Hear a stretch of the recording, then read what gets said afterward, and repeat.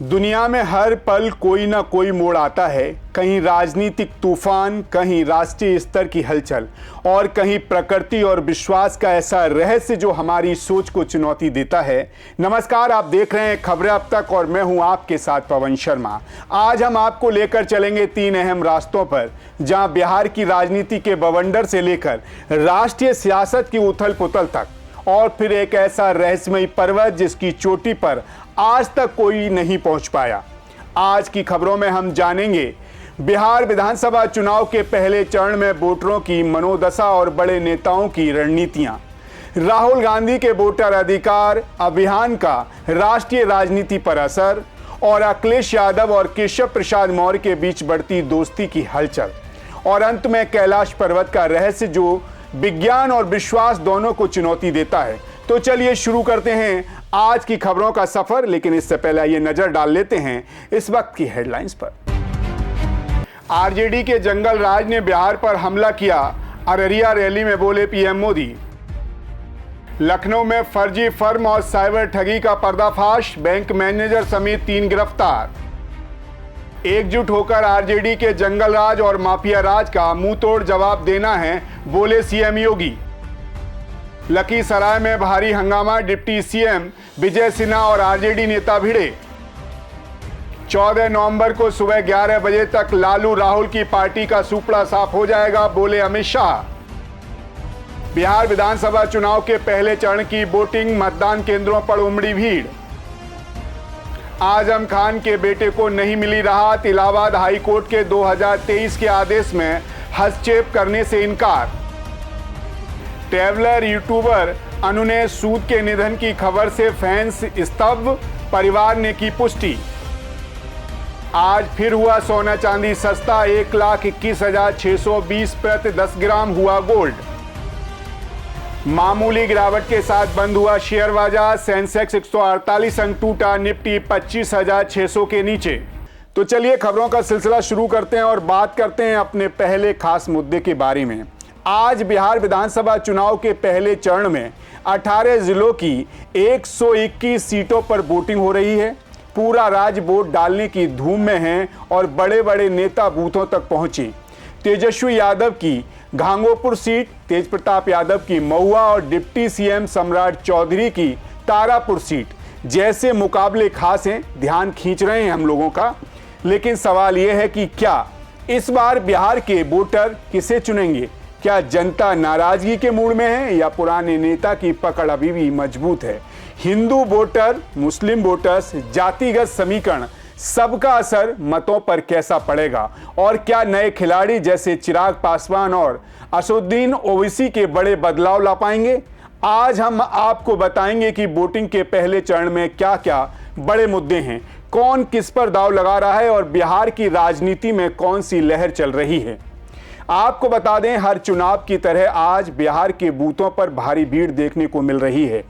लोगों ने अपने अपने मताधिकार का प्रयोग कर अपने मनपसंदीदा उम्मीदवार को वोट दिया। वहीं अगर मुद्दों की बात करें तो भारतीय जनता पार्टी ने पिछले चुनाव में हिंदू कार्ड का इस्तेमाल बहुत कम किया, लेकिन बिहार में कई बार ऐसा लगा कि पार्टी धार्मिक मुद्दों और हिंदू वोट को एकजुट करने की कोशिश कर रही है। ऐसे में तेजस्वी यादव के वक्फ बोर्ड संशोधन कानून को मुद्दा बनाकर एनडीए को फायदा मिल सकता है। सर्वे के मुताबिक करीब 40% हिंदू वोटर धार्मिक मुद्दों से प्रभावित होते हैं, खासकर ऊपरी जातियों में।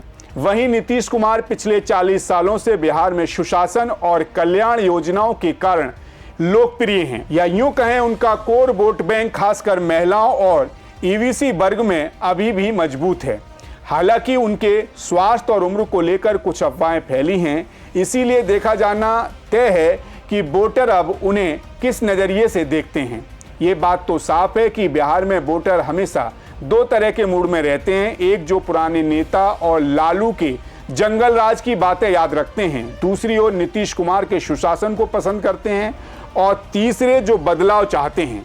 वहीं दूसरी तरफ असदुद्दीन सिद्दीकी की एआईएमआईएम सीमांचल में महागठबंधन के लिए चुनौती बन रही है। 2020 में उन्हें 5 सीटें जीतकर इतिहास रच दिया था। इस बार उनकी सीमांचल न्याय यात्रा ने फिर वही फॉर्मूला अपनाया है। ओबीसी 5 से 10% मुस्लिम वोट को काटने की क्षमता रखते हैं, जो आरजेडी के मुस्लिम यादव समीकरण को कमजोर कर सकता है।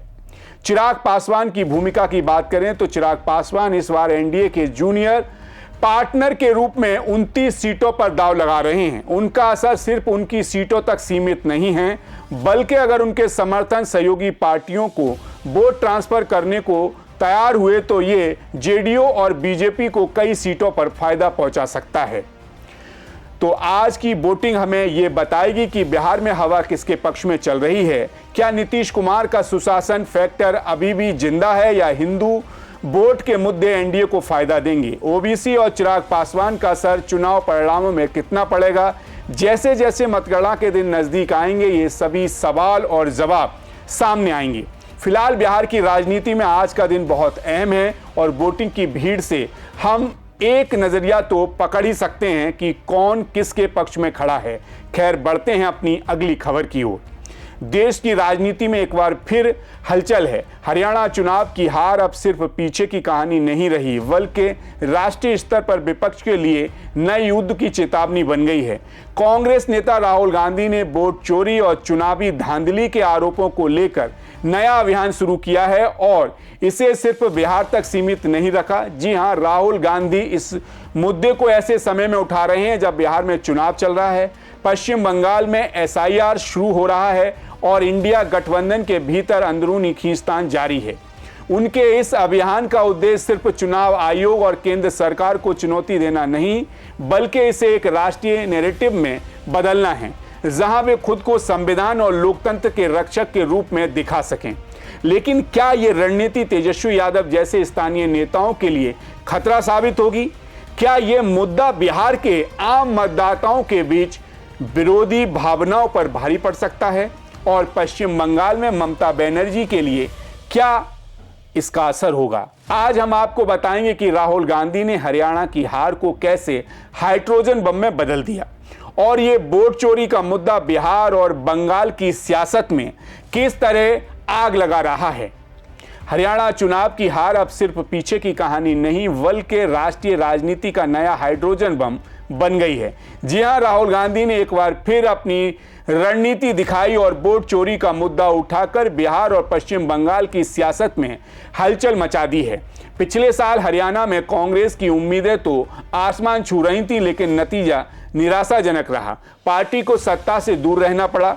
इस समय हार का कारण जाट विरोधी ध्रुवीकरण और आंतरिक कलह बताया गया। कुछ कांग्रेस नेताओं ने ईवीएम की भी आलोचना की थी, लेकिन बड़े स्तर पर चुनावी धांधली का मुद्दा सामने नहीं आया। लेकिन राहुल गांधी ने इसे सामान्य हार मानने के बजाय चुनावी धांधली के नजरिए से देखा। उन्होंने हरियाणा की उचाना और कर्नाटक के महादेवपुरा जैसी सीटों पर हवाला देते हुए सूचियों में ऑनलाइन हेराफेरी, फर्जी नाम और एक ही व्यक्ति के कई बार नाम दर्ज होने के मुद्दे उठाए। लेकिन सबसे बड़ा चालाकी भरा कदम यह रहा कि राहुल ने इस मुद्दे को बिहार चुनाव के माहौल में घसीट दिया।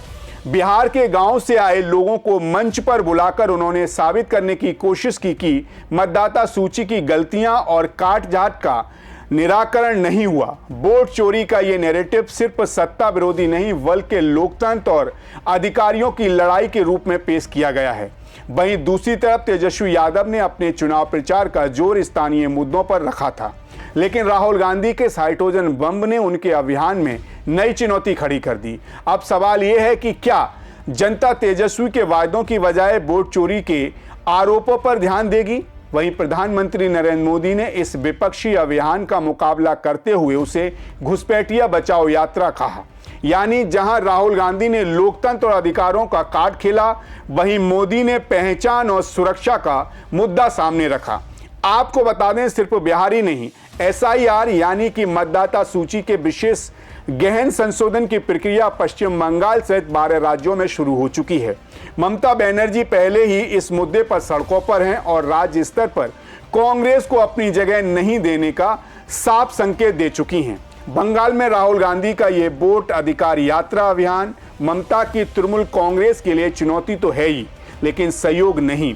इस पूरे अभियान का फायदा राहुल गांधी को यह है कि वे इंडिया गठबंधन के विभिन्न दलों को एक साझा मंच पर एकजुट कर सकते हैं। वे स्वयं को सिर्फ एक राजनीतिक नेता नहीं बल्कि संविधान और संस्थाओं के रक्षक के रूप में स्थापित करने की कोशिश कर रहे हैं। और सच्चाई यह है कि चाहे चुनाव आयोग ने उनके आरोपों का बार बार फैक्ट चेक किया हो, लेकिन राहुल गांधी की राजनीति के सामने कोई रोक नहीं सकता। देखा जाए तो बिहार चुनाव महज एक पड़ाव है। राहुल का लक्ष्य कहीं बड़ा है और वो है राष्ट्रीय राजनीति में अपने विपक्षी गठबंधन को मजबूत करना और लोकतंत्र के रक्षक के रूप में खुद को पेश करना। ऐसे में देखना यह है कि क्या राहुल गांधी का यह हाइड्रोजन बम बिहार और बंगाल तक अपनी गूंज फैलाएगा और क्या विपक्ष इस साझा नैरेटिव में एकजुट हो पाएगा, या फिर स्थानीय मुद्दों और नेताओं के वायदे इस रणनीति को मात देंगे। राजनीति के इस हाई वोल्टेज खेल में हर कदम अब देश की नजरों पर है। खैर, इसी के साथ खबरें अब तक में बढ़ते हैं अगले मुद्दे की तरफ। बीते दिनों बिहार विधानसभा चुनाव के पहले चरण की वोटिंग से ठीक पहले एक ऐसा नजारा देखने को मिला जिसने राजनीतिक गलियारों में हलचल मचा दी। जी हां, उत्तर प्रदेश के पूर्व मुख्यमंत्री और सपा प्रमुख अखिलेश यादव और उत्तर प्रदेश के उप मुख्यमंत्री केशव प्रसाद मौर्य, जो अक्सर एक दूसरे पर तीखी बयानबाजी करते नजर आते हैं, वो अचानक पटना एयरपोर्ट पर एक साथ मुस्कुराते और हाथ मिलाते नजर आए। वहीं सोशल मीडिया पर इस मुलाकात का वीडियो वायरल हो गया और लोग पूछ रहे हैं कि आखिर ये दोस्ती है या सिर्फ दिखावा था। आइए जानते हैं पूरी कहानी। आपको बता दें, अखिलेश यादव और केशव प्रसाद मौर्य ने अपने अपने चुनाव प्रचार से लौट रहे थे। जैसे ही दोनों नेता हेलीकॉप्टर से उतरकर गाड़ी के पास पहुंचे, उनकी मुलाकात हुई, हाथ मिलाया, मुस्कुराए और कुछ हल्की फुल्की बातें भी की। इतना ही नहीं, दोनों नेता एयरपोर्ट से हाथ में हाथ डाले बाहर निकलते देखे गए और देखते ही कैमरों ने कैद किया। दोनों ने अपने हाथ छुड़ा लिए, लेकिन ये वीडियो अब सोशल मीडिया पर काफी तेजी से वायरल हो रहा है। सियासी गलियारों में चर्चा विषय बना हुआ है। दरअसल अखिलेश यादव बिहार में महागठबंधन के उम्मीदवारों के पक्ष में प्रचार कर रहे हैं। औरंगाबाद, समस्तीपुर और दरभंगा में उन्होंने रैलियों को संबोधित करते हुए भारतीय जनता पार्टी पर जमकर निशाना साधा। उन्होंने कहा कि जनता ने फैसला ले लिया है और बदलाव चाहती है। वहीं केशव प्रसाद मौर्य बिहार भारतीय जनता पार्टी के प्रभारी के रूप में एनडीए के उम्मीदवारों के लिए प्रचार कर रहे हैं। गोपालगंज, वैशाली और शेखुपुरा में उन्होंने विपक्ष पर जंगल राज लाने का तंज कसा। जाहिर है, उत्तर प्रदेश की सियासत में दोनों नेता पुराने प्रतिद्वंदी माने जाते हैं। केशव प्रसाद ने अखिलेश यादव पर डीएनए टेस्ट की मांग की थी, जबकि अखिलेश ने केशव प्रसाद मौर्य को टीम बी कहा था। लेकिन एयरपोर्ट पर हुई ये मुलाकात साबित कर रही है कि राजनीति में स्थायी दुश्मनी नहीं होती। पटना एयरपोर्ट पर यह नज़ारा साबित कर रहा है कि सियासत में दुश्मनी का मतलब ये नहीं कि व्यक्तिगत मुलाकात में लोग एक दूसरे से बात ना करें। अखिलेश यादव और केशव प्रसाद मौर्य का ये हंसता मुस्कुराता पल सोशल मीडिया पर धूम मचा रहा है, लेकिन चुनावी मैदान में उनके निशाने अब भी एक दूसरे पर ही हैं। एक तरफ हल्की फुल्की बातें और हंसी मजाक, दूसरी तरफ तीखी बयानबाजी और चुनावी रणनीति। यही है बिहार चुनाव की राजनीति की असली तस्वीर।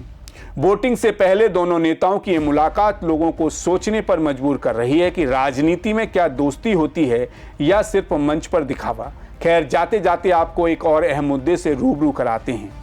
आज हम आपको लेकर चलते हैं दुनिया के सबसे रहस्यमयी और पवित्र पहाड़ की ओर, जिसका नाम है कैलाश पर्वत।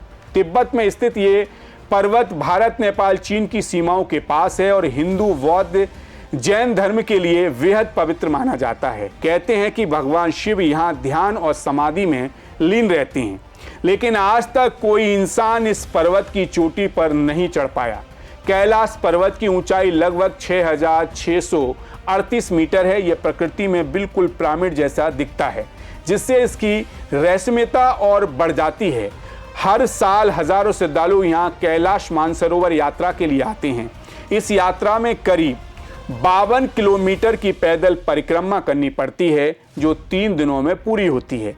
लेकिन ये आसान नहीं है, क्योंकि ऊंचाई पर ऑक्सीजन की कमी और बर्फीले तूफान इस यात्रा को बेहद चुनौतीपूर्ण बना देते हैं। खास बात यह है कि दुनिया की सबसे ऊंची चोटी माउंट एवरेस्ट पर हजारों लोग चढ़ चुके हैं, लेकिन कैलाश पर्वत पर, जो एवरेस्ट से लगभग 2200 मीटर कम ऊंचा है, इस पर आज तक कोई नहीं पहुंच पाया। ऐसे में अब सवाल उठता है कि आज तक कोई कैलाश पर्वत पर क्यों नहीं चढ़ पाया? तो इसके कई कारण हैं। सबसे पहले तो धार्मिक मान्यता है कि कैलाश पर्वत पर चढ़ना भगवान शिव की मर्यादा का उल्लंघन माना जाता है। वही कारण है कि श्रद्धालु सिर्फ इसकी परिक्रमा करते हैं, चढ़ाई नहीं। दूसरा कारण है मौसम। यहाँ पलवर में बर्फीले तूफान आ जाते हैं जिससे जान का खतरा बन जाता है। वैज्ञानिकों का कहना है कि कैलाश के आसपास चुंबकीय क्षेत्र बहुत अधिक है, जिसके कारण कंपास और इलेक्ट्रॉनिक्स उपकरण काम करना बंद कर देते हैं। दिशा का अंदाज़ा लगाना मुश्किल हो जाता है। कुछ पर्वतारोहियों का दावा है कि कैलाश के पास पहुंचते ही उन्हें अजीबोगरीब ऊर्जा का एहसास होता है, सिर घूमने लगता है और शरीर बेहद थका हुआ महसूस करता है। कुछ लोगों ने तो ये भी दावा किया कि यहाँ समय की गति तेज है और कुछ ही घंटों में उनके बाल नाखून बढ़ जाते हैं। वहीं चीन सरकार ने भी इस पर्वत की चढ़ाई पर पूरी तरह प्रतिबंध लगा रखा है ताकि इसकी पवित्रता बनी रहे। कुछ लोग मानते हैं कि ये केवल व्यक्ति इस पर्वत पर चढ़ सकता है जिसने कभी पाप न किया हो।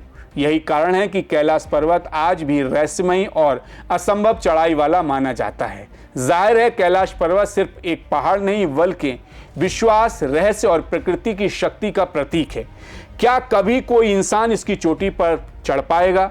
ये सवाल शायद हमेशा रहस्य बना रह जाएगा। तो आज की खबरें अब तक में हमने देखा कि राजनीति सिर्फ दाव पेच नहीं बल्कि भावनाओं, उम्मीदों और राजनीतियों का खेल है। माफ करिएगा, रणनीतियों का खेल है।